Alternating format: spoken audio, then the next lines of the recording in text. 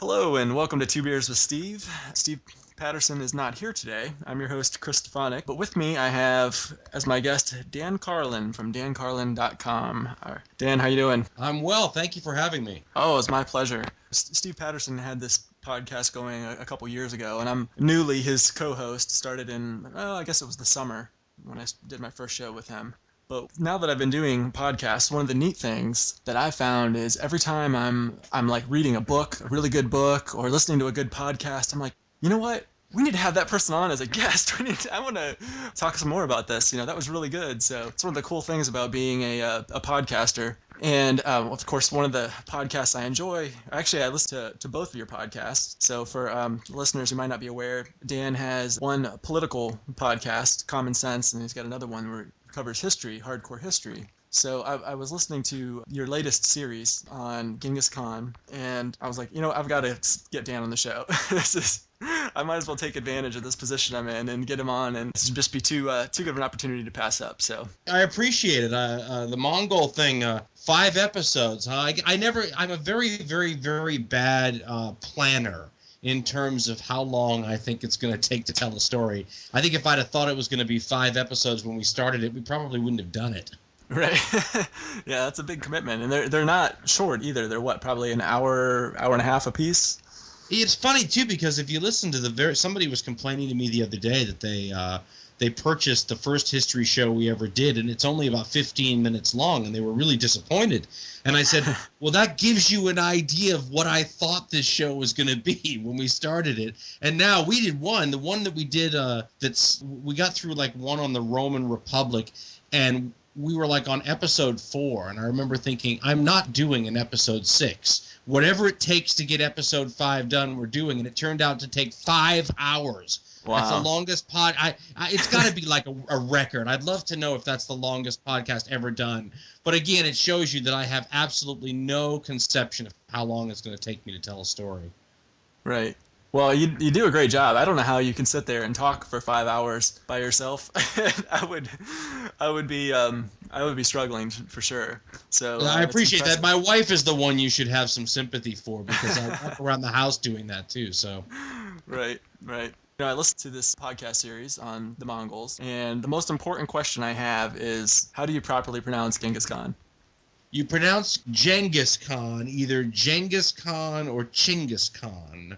A lot of those Mongol names have been recorded by different peoples, and so the pronunciation can vary people to people. The only pronunciation that isn't correct is Genghis, and that's the one that most people in the West know.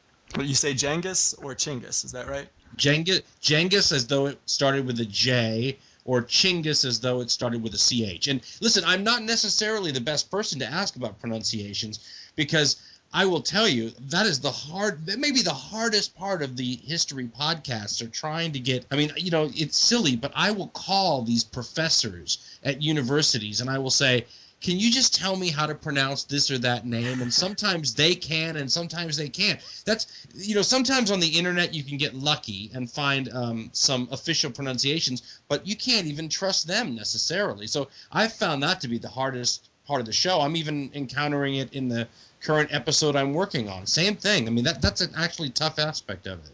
Right. Interesting. I've watched a few movies on Genghis Khan, and I'm trying to think. I think they all said it Genghis. So.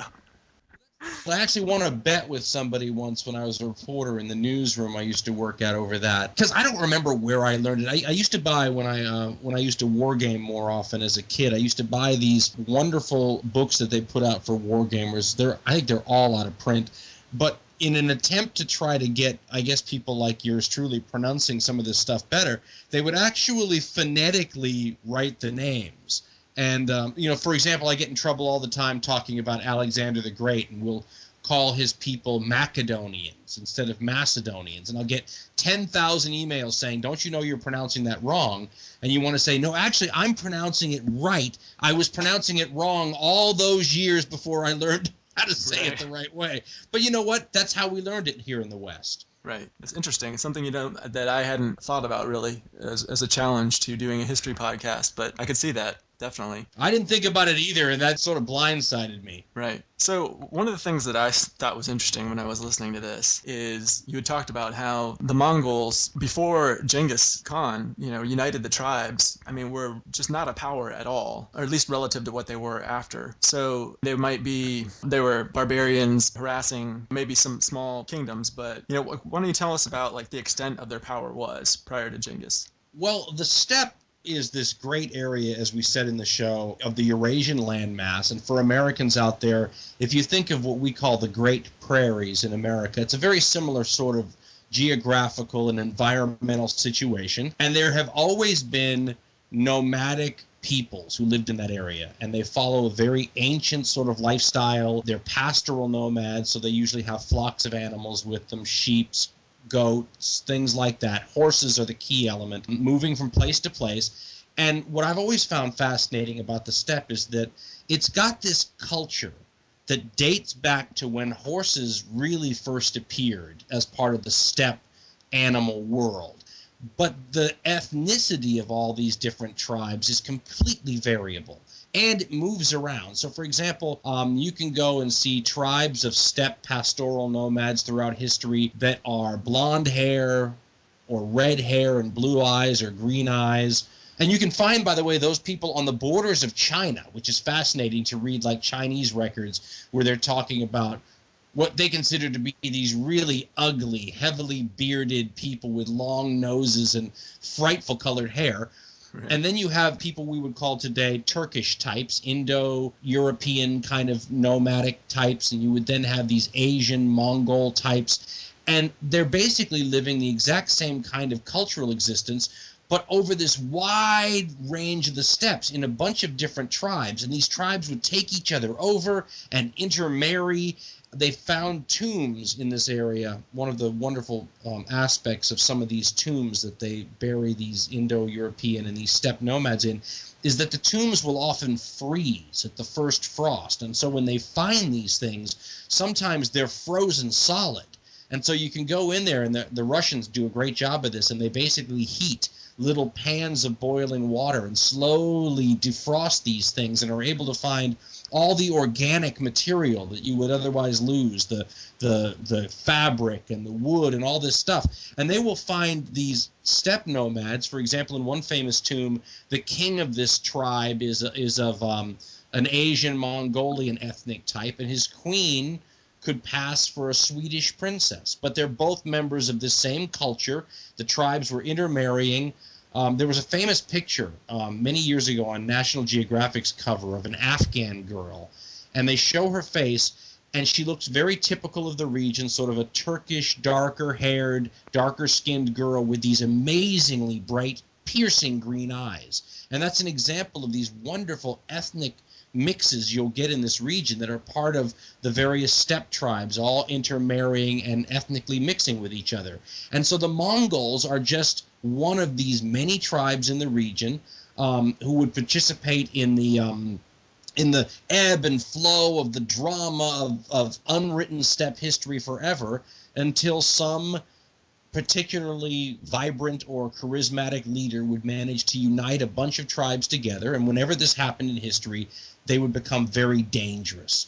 What made the Mongols specifically come to our notice is that one of these steppe charismatic leaders who united the tribes was Genghis Khan, and he happened to be from Mongolian tribes. But these same tribes were probably united under other leaders over history, and they were subordinate. The tribe wouldn't have been run by the Mongols. The Mongolian people would have been a subordinate people in a Turkish tribe or confederation, or an Indo-European tribe and confederation. So no one really knows how long, and I'm using air quotes with my fingers, Mongolian tribes have existed, but it's very possible that when the Chinese, hundreds of years beforehand, are talking about tribes they call the Xiongnu, that these are really proto-Mongols.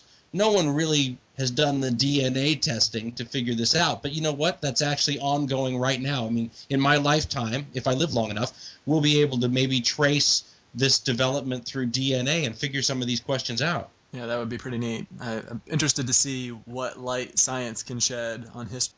Oh, it's already happening. So there's a book called Before the Dawn, which is really, I mean, just it's a journalist, not a scientist writing it, but he's trying to bring readers up to speed on how much DNA is already telling us about history before people started writing.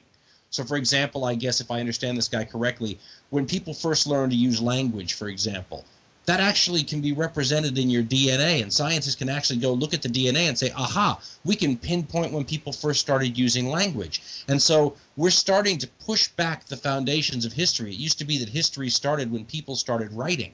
Now, history starts quite a bit earlier than that, and generally before people start writing, you're dealing with DNA. Yeah, that's fascinating. So you'd said that there had been, at different points in the past, a charismatic leader would unite the tribes, and they would become this dangerous entity. So if someone were to go back in time and kill Genghis Khan as a baby, how would that have changed history? I mean, how unique was he to the Mongol Empire that arose up? Did it take this unique, great individual like Genghis Khan, or was he not necessarily a prerequisite to that happening? Well, you're delving into one of the great historical arguments, and we talk about this on the program that we do sometimes, which is, there are theories of history, and there's something about the human species where we always want to put some sort of predictable template over history the way you would over science or math or some of these more predictable disciplines to help explain it and give it meaning and predictability. When I was a kid, if you went to the store and picked up history books, anything older than about 10 years old when I was picking them up as a kid was probably part of an era that's known now as the Great Man era of history. And that most of history, going back to ancient Greece, focused on these extraordinary individuals. And it was always thought that these are the people that moved history along. The wants and ambitions and likes and dislikes of these great individuals pushed history. They would do what they wanted to, and then the mass of humanity would sort of get sucked into their wake, moving forward in whatever direction the great human being wanted to take it. Marxism and a guy named Hegel, who came up with a concept called the dialectic, which is really important to Marxism, ushered in an era where they started talking about trends and forces being more important than human beings. So in other words, to look at your Genghis Khan theory, was Genghis Khan the reason the Mongols took such a high standing on the world stage when he came around, or were the conditions such that the time was right for somebody to step into a vacuum that was created by cultural forces or economic forces or environmental forces? In other words, did Hitler make the Second World War's history, or did the conditions after the First World War create the circumstances for a Hitler to arise? And so it's a chicken and an egg argument, I guess you could say. I think most history people today will talk about all those things working together. You might not have had the Mongol Empire had a great human being, and I say great in terms of an extraordinary human being like Genghis Khan not come around.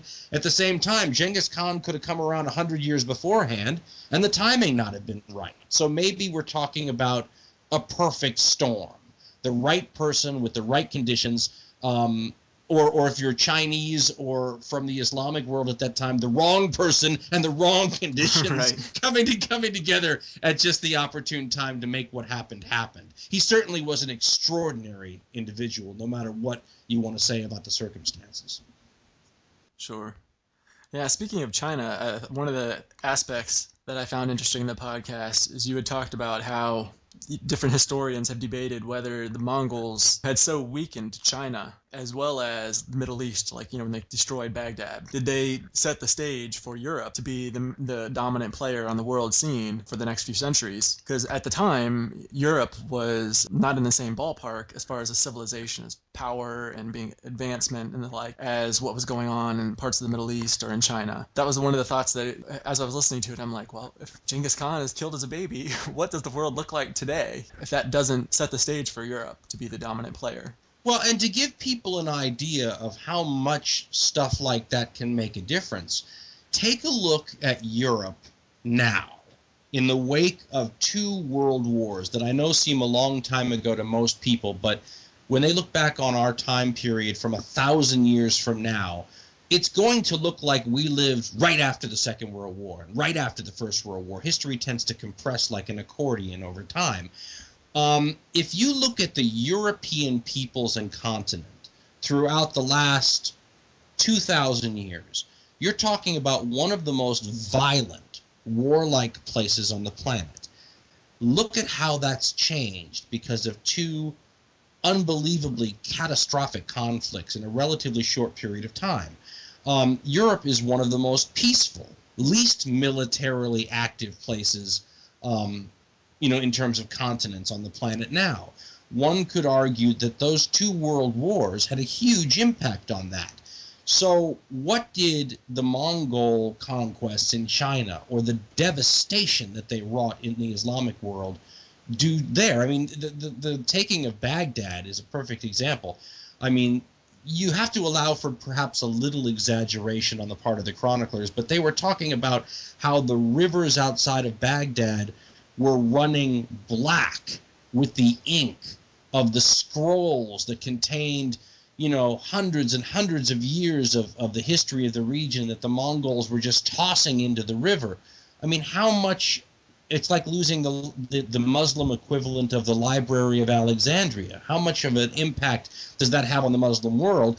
And you watch, and again, not that you can necessarily trace this directly, but you watch sort of the leadership of the Muslim world go from a place like Baghdad, which represented sort of high Caliphate Muslim society, to the Ottoman Empire, which represented the Turkish part of the Muslim world, a more recent part, perhaps one could argue a less scholarly part, and it's the Ottomans that are then pushing on to places like Vienna 100 years after that time. It's not Baghdad, it's not the Caliphate, and so the Muslim world isn't destroyed by this, but the leadership and the focus and all that changes as a result of Genghis Khan. And China is completely altered. You could argue for better or for worse, but there's no question that the Chinese feel the Mongols in ways where Europe and even the Middle East were just barely scratched. Right. And another interesting kind of what-if thing I was thinking of is, what if Ogadai, one of Genghis's descendants, what if he lives to be 80 years old and conquers all the way to the Atlantic? How different would today look if that had happened?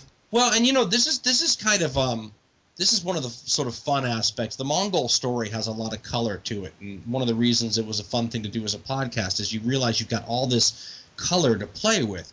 And these Mongols have a tragic flaw in them, and it's a tragic flaw. Well, let's be honest, it's a human tragic flaw, and you see it everywhere. But you especially see it amongst people that are always called, and I'm using my air quotes again here, barbarians. You see it amongst German barbarians. You see it amongst Celtic barbarians. You see it amongst tribal peoples in the Americas, and you see it amongst the Mongols. They have a weakness for alcohol. Now, why would they have a weakness for alcohol and, say, the Romans not have a weakness for alcohol, or the Chinese not have a weakness for alcohol?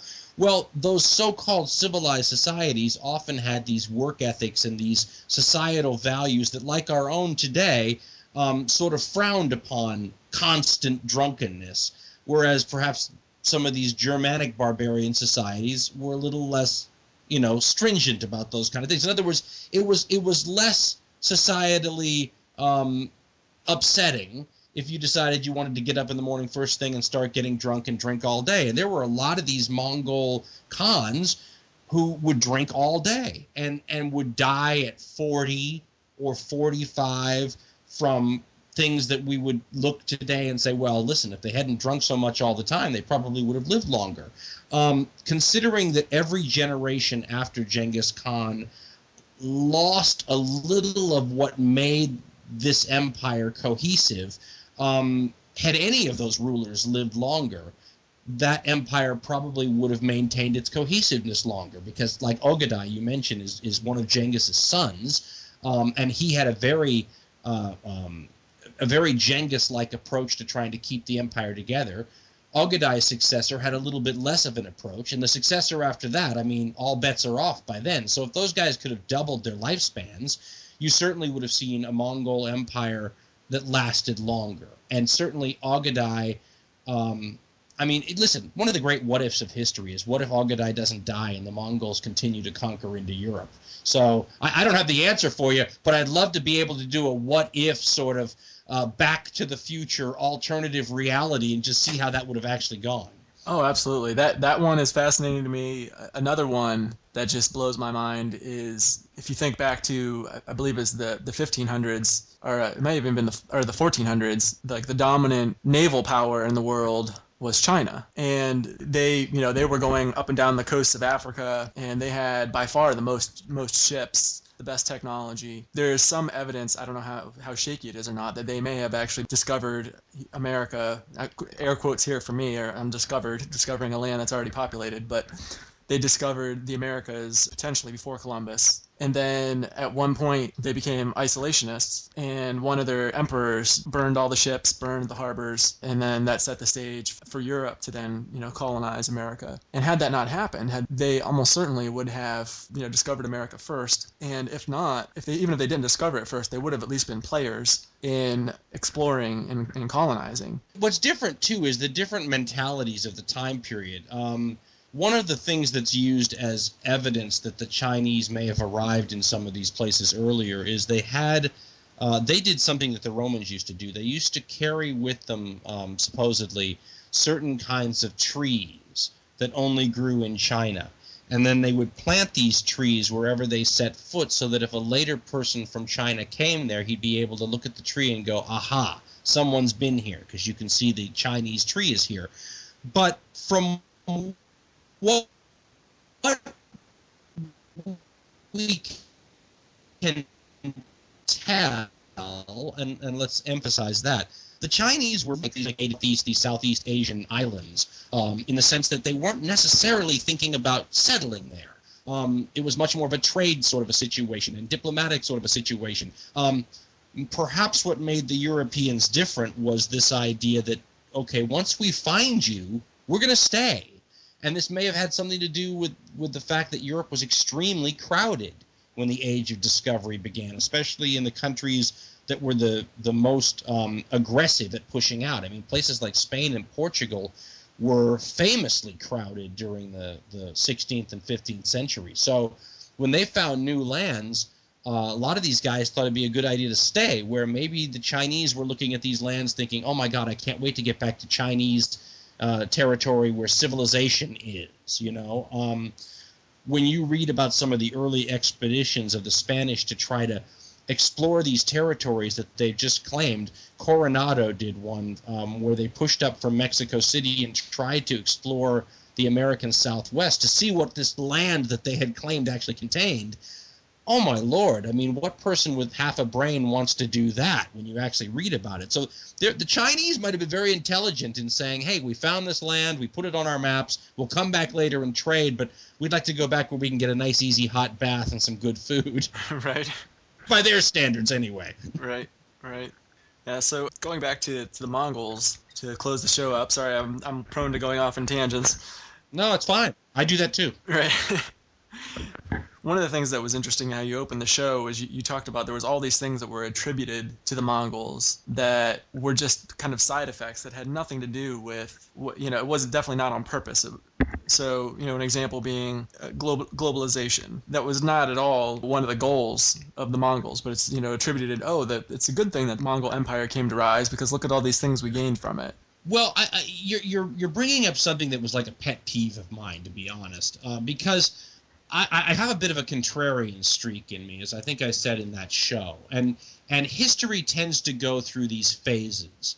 You'll have a phase where the Mongols, for example, are treated as these bloodthirsty Attila the Hun style conquerors, no redeeming qualities, inherently evil, and all that kind of stuff.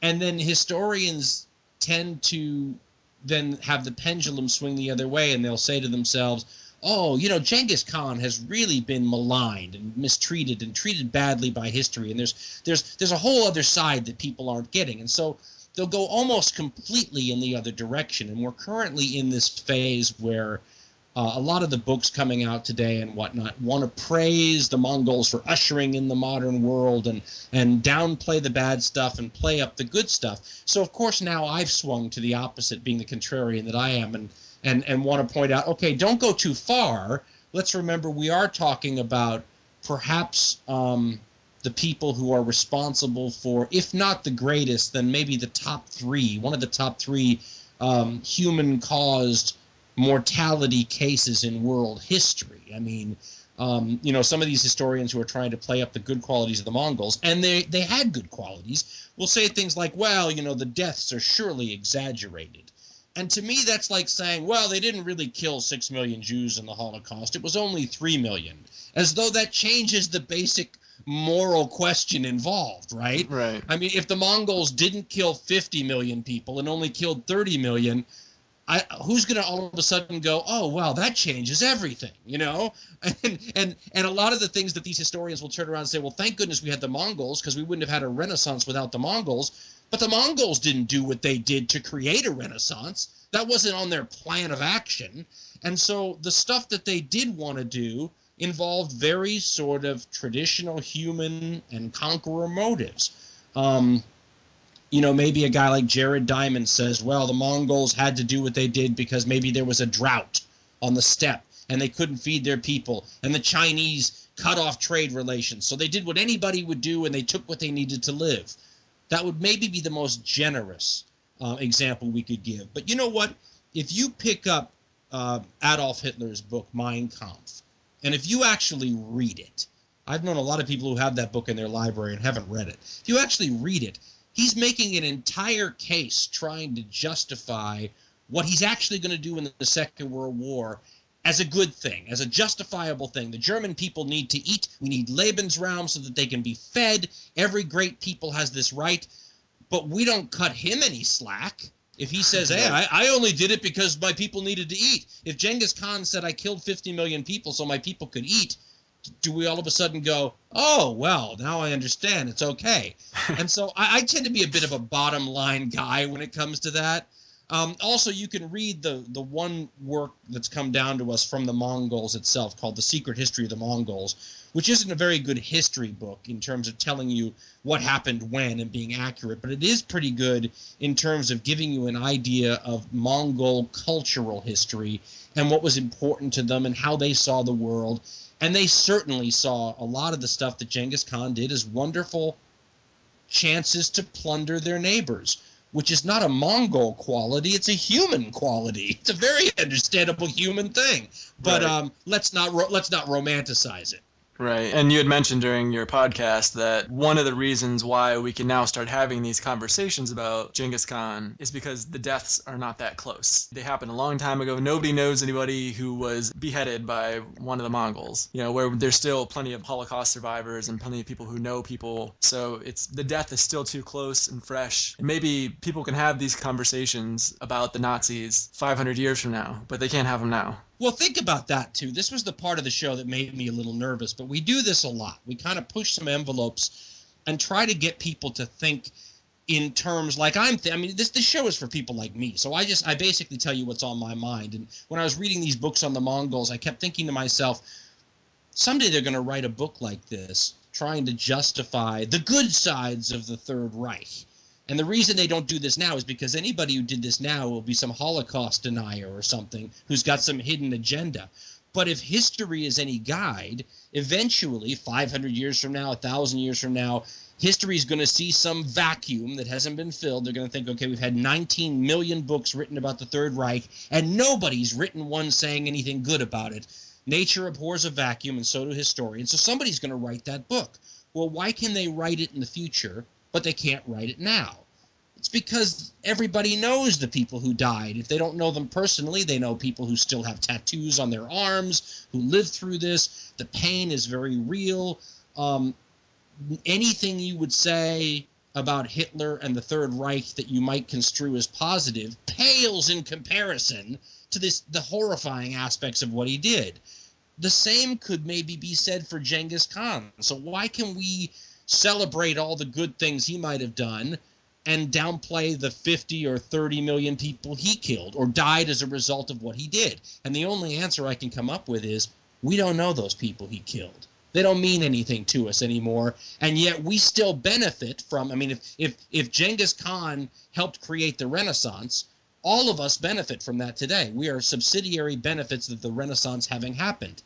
But we didn't lose anything. We didn't have to pay the bill that was paid so that there could be a Genghis Khan created Renaissance. There were Chinese people and people in the Middle East and people in Eastern Europe who actually paid that bill for us. And they paid it with their loved ones and their children and their own tears and suffering and their own lives sometimes. Seems to me whenever you want to weigh whether or not something was worth it, you have to ask the people that had to pay the bill, because the rest of us just got a free historical meal out of it.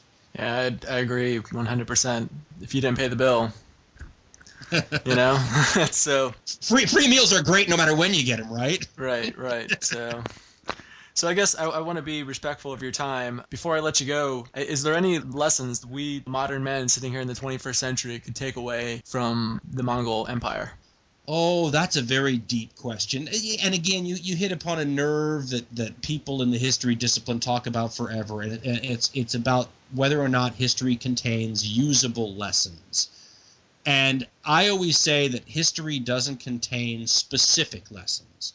So when you'll hear people say in the United States, you'll turn on one of the politics news channels and they will be debating whether or not we should overthrow some tyrant in some part of the world, and somebody will invariably say, well, didn't we learn from Hitler that you can't appease these dictators, that history shows that doesn't work out? That's the kind of historical lessons that don't work, because the variables, scientists would point out that the variables in play are always so different that each of those circumstances are unique. In other words, because Adolf Hitler is Adolf Hitler, appeasement doesn't work with him. Had Adolf Hitler been some other dictator, appeasement might have worked with him, somebody with different goals and methods and means and motivations. So history doesn't teach lessons like that. But there might be other kinds of lessons that history does teach. For example, don't get involved in a land war in Asia, or don't invade Russia in the winter. Those are different kinds of lessons that history might show you that are more universal truths rather than specific incidents with unusable variables screwing up the story. So I guess the answer is that I think when you're dealing with longer term trends, when you're dealing with less specific incidents, if you can't learn from history, you can certainly have a better idea of how to play the odds if you were going to go to Vegas and bet on history. But the specific kinds of events that we pretend we could learn from history, no, I don't think you can learn that kind of stuff, because I think the variables overwhelm the lesson. Great. So, Dan, I really appreciate you coming on the show today. If our listeners would like to hear more, how would they best do that? Oh, they can just search Dan Carlin on iTunes or Google, or just go to our website at dancarlin.com, and pretty much everything we've ever done, if you can navigate your way through our extremely hard to find and understand merchandising section or archive section, it's all there somewhere. It's a little like an Easter egg hunt. See if you can find our old shows. And tell your partner I'm sorry we missed him. Yeah, Steve's going to be disappointed, I'm sure. He just got back from Mexico and was busy dealing with that. But I know that he's a fan. Me and him have talked off air about your podcast in the past. So, and let your listeners know they can follow us. Not that I'm doing anything remotely super exciting, but they can follow us on Twitter at Hardcore History. So I'd love to pick up a few extra people following us. Absolutely. All right, Dan. Well, thanks for being a guest on Two Beers with Steve. Thank you for having me, Chris.